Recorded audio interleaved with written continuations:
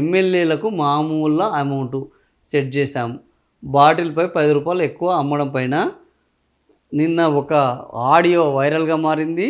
అది ఎవరి ఆడియో అనంటే ఈయన మంత్రి ఎమ్మెల్యే ఆదిరెడ్డి వాసు టీడీపీ నేత కిలపర్తి శ్రీనివాస్.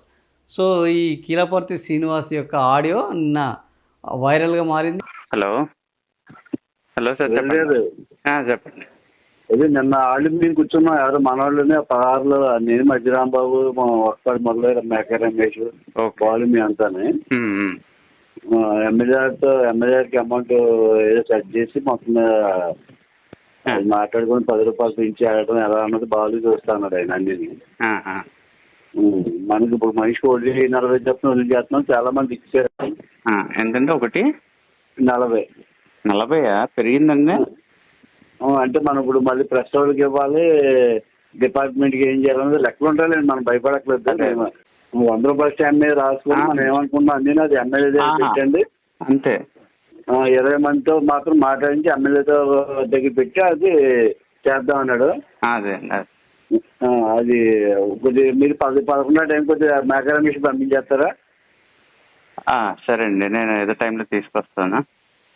ఆడియో సారాంశం ఏందయ్యా అంటే, మనం ఒక్కొక్క మద్యం షాప్లో 4 లక్షల రూపాయలు మన నాయకుడికి ఇవ్వాలి అని అంటే, ఇది ఏంది అంత పెంచారా అన్న అంటే, అవును మనం ఆల్రెడీ ఒప్పందం చేసుకున్నాము, మీరు సంతకాలు కూడా చేశారు, కాబట్టి ఈ డబ్బులు ఇవ్వాల్సిందే అని అంటే, సరే ఆయన నేనే వచ్చి ఇస్తాను, ఏదో ఒక సందర్భంలో వచ్చి నేను డబ్బులు ఇస్తాను అని చెప్పడం జరిగింది.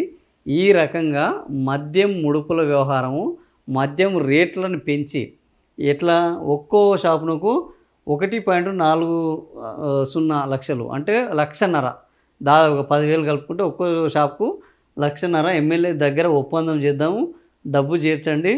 రాజమహేంద్రవరం టీడీపీ నేత ఎమ్మెల్యే అంచుడు కిలపర్తి శ్రీనివాసు మద్యం షాప్ యజమానితో మామూలు బేరసారము అడ్డంగా బుక్ అయిపోయాడు.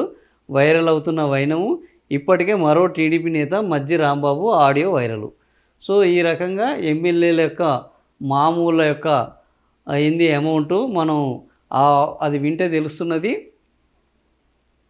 ఈ రకంగా టీడీపీ మద్యం దందా మరోసారి బట్టబయలైంది. ఇప్పటికే రకరకాల దందాలు బయటపడుతున్నాయి, అయినా ఆ దందాలు నడుస్తూనే ఉన్నాయి.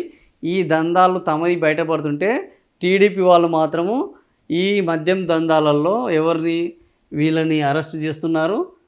ప్రతిపక్ష నేతలను అరెస్ట్, జోగి రమేష్, మిథున్ రెడ్డి, మిగతా నాయకులను అరెస్ట్ చేస్తున్నారు. మరి ఇది చివరికి ఎటువైపు వెళ్తుందో చూడాలి.